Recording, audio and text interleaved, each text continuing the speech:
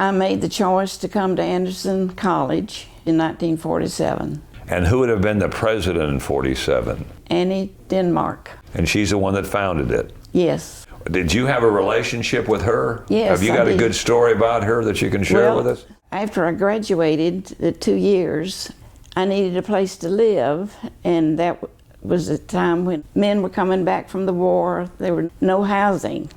Miss Denmark contacted me and said, would you like to live at the college?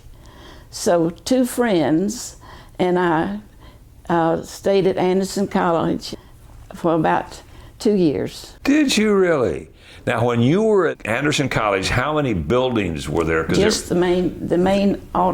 Just the one there on the circle? And the 2 next to it? 2 dormitories next to it. And the radio station was behind you? Absolutely. WAIM was behind you? With that big tower. The big tower. What did you want to do eventually, did you think? I took their 2-year secretarial course, and before I graduated, the Watkins law firm contacted the college and asked if they had somebody they would recommend. You've been in Anderson ever since? Ever since. All right, so you went to work at Watkins law firm in 1947. Do you remember what they paid back then? 49. I think I made something like $40 a month. A month? A month. A little over $1 a day. Yes. But it was interesting, and I loved the work. They were a great group of people to work for. What would you do for social activities back then? We'd go to movies. Now, where were the movies back in the end of the 40s, early 50s? Well, there was one over where, right down from the square. Yep. The Osteen up on Greenville Street, right. where the People's Bank is now. Absolutely. Would you go Saturday mornings to see the cowboy shows? Sometimes.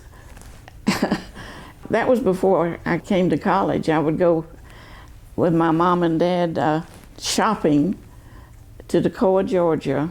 No. On Saturdays, and my dad had a pickup truck, and whoever wanted to go in the community that didn't have transportation, they would get in the back of my dad's pickup truck and they'd go to Toccoa, Georgia and spend the day, get their groceries, and very often my brothers and I would go to the movie theater while my dad and mom were doing their shopping. You had it made. Oh, absolutely. We'd sit through a couple of reels or whatever. Yeah, and then everybody load up their stuff back in the pickup and drive back come home. Across the Toluca River back to Madison. Yeah. And nobody thought a thing about everybody being in the back of that pickup. No seat belts at all. No. Shut your mouth, girl. No. None of that stuff. In Anderson, did you ever meet anybody that was special? Yeah, I met Alan Williams, and we got married in 1951. Remember where you got married at? Yes, in my little hometown church. In Madison? Old Liberty Baptist Church in Madison. How did you meet him? A girlfriend, Bert Kelly. The one you were living with at Anderson College? Yes. She was dating a guy named Kelly. This is her story. Okay. She said every time they would start to go on a date, he would say, well, let's go by and pick up Alan. So she got tired of sharing Tom Kelly with Alan, so she introduced us, and the rest is history. And you all hit it off? We did. What was there about Alan that struck your fancy? He was just a good guy. Do you remember your first date? Yeah, we went to a circus in Greenville. You have a unique perspective in that you watched at least downtown Anderson and in fact the whole county grow. Yes. Do you remember when the first McDonald's came here up on North Main Street? Right, I do remember. Was that a big deal? Big deal. I had a sister who lived in Chicago, and they talked about these drive-in places where you could get hamburgers, and we had no idea. And you remember when the mall got built? Oh, I do. We thought it was way out in the country. It was. It was, back then, yeah. Because back then, basically everything was downtown. Yes, and that's all. You had Belk's. Belk's. They had the elevator. The Bales building had the escalator. Right. Oh, they did, yes, I remember that. Remember that? Then Woolworths came down on the corner. Right. When you were going to Anderson college, where did you go to church in Anderson? First Baptist. And then there came a time when there was talk about a group from Anderson's First Baptist Church moving in a different direction and emphasizing missions and starting a new church. Yes. And you were part of that. I was. And what led you to say, this is something I may want to get involved with? I just remember the excitement, the doing something different, and remember a meeting in First Baptist. They gave people opportunity to decide to be a part of that, and my husband and I decided that we'd do that. All right, so there was a group of about how many that signed up? I think there were about 75 or 76 that first Sunday, Okay. and they extended the charter member time for maybe to the end of the year, and by then there was about 125 or 30. There were charter members of Boulevard. Yes. We were meeting at Anderson College, and I remember when this property became available. It was a house. A house, the Hintz family house. So we just decided it was on the boulevard, so we would be Boulevard Baptist Church. Made perfect sense. Yes. And when you were meeting at Anderson College, the first pastor had a relationship to the college. Yes, he was the president. How did that come about? I guess we had a committee that asked him if he would serve, and he did. And then we called Tom Brown about a year later to be our first pastor. And you were meeting in the house. Describe how the church and the house worked out. Well, it didn't, because there was a fire. I think we had Wednesday night prayer meeting one time. And you came over here and we're doing Wednesday night services in your new property, in the house. And then the house burned. Because lightning struck Boulevard Baptist Church and set it on fire. And it burned almost to the ground because it was, tinder. And it was built, early 1900s? Yes, I would say. I know the Brown house next door was built about 1910. And then the congregation gets together, and what's the attitude of the members of the church about what we're going to do now? We were, at first, very sad, but then we realized that it's probably the best thing that ever happened to us was that fire.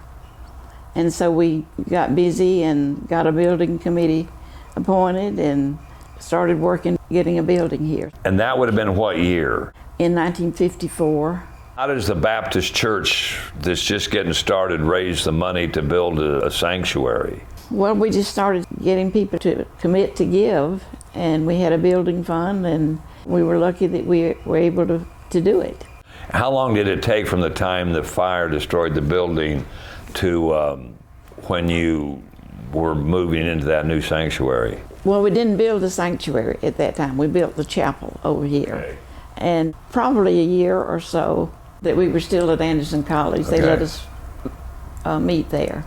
And what was it like that first Sunday when you moved into really Boulevard Baptist Church? I remember a choir practice. The pastor at that time, Tom Brown, and Marion Campbell, and I remember them saying what a beautiful place this is. And it was just that bare chapel. There was nothing compared to the sanctuary we have now.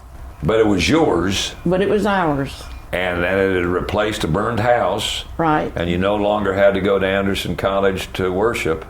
Insurance on the house gave us the start to build. Yeah. How did attendance do, and what did that prompt you to have to do after a while? Well, we filled it up. So we were growing, and we knew that the time was coming, we needed to do something. So you get another building committee? Yes, and started raising money. And so having stained glass windows was important. Yes. Did families decide, I'll take a window? How did that work out? No, we decided definitely against that. They just gave to the general fund. Okay. And we got the windows. And then what, over the years, has Boulevard done as far as a mission outreach? Because I know for a while you had a daycare here. We did, and I wish we still had it, but we've always had an emphasis on missions, that we wanted people to go out and spread the good news. And we've had a lot of young that committed to be a missionary and so forth. So we've had a lot of emphasis on that through the years. And you've also invited other folks with other languages to come in here and, Yes. and use your facility. Tell me about We that. have a Japanese ministry. They have a mission church here. And then you continue to expand. Then you build the family center across. Yes. What was the discussion about doing that? We needed somewhere to have fellowship. We had a basement room down, but it was sort of divided, so we couldn't be together. So it was mainly just to have a place to have fellowship, and then the gymnasium was for children that wanted to play basketball. And a lot of different organizations in the community use that. Absolutely, yes, they do, quite often. What do you think over the years, being a charter member of Boulevard, has set it apart from other churches, at least in downtown Anderson, do you think? I don't know whether it was just our emphasis on missions, that's what we set as our goal, be a missionary type Baptist church. And you obviously accomplished that. Yes, I think we did. One of the problems congregations, I don't care the denomination, is attracting young people and young families to Yes. come to church. And they're having to kind of bend their traditional way of worship to welcome and make them feel part of the worship service. What has Boulevard done to try to bring those in? We have not done a lot of the things that other churches have done, particularly in the form of music. We still have a fairly formal worship service. Got a choir? Yes, we do have a choir. We have about 35, 40 members in the choir. And we have not done a lot of the other things, but we do have a lot of young families that are attracted to, I guess, a semi-formal, More traditional? type of worship. Yeah. Traditionally, Boulevard has said, look, this is how we're going to worship. Right. If you like it, come. If you don't, go somewhere Absolutely. else. And then you still got a lot of people that decide this is what they want. Yes, and a lot of young families who say they want their children to grow up in a traditional type Baptist church. If you had to look back since you're a charter member and grade what Boulevard has done in 70 years from A to F, what would you give them? I'd say maybe B. Yeah, because nobody's perfect. Nobody's perfect. We haven't achieved all the things that we'd like to have done, but hopefully we've made a mark somewhere. I think people know that we're who we are. Yeah. You know, we don't pretend to be anything else.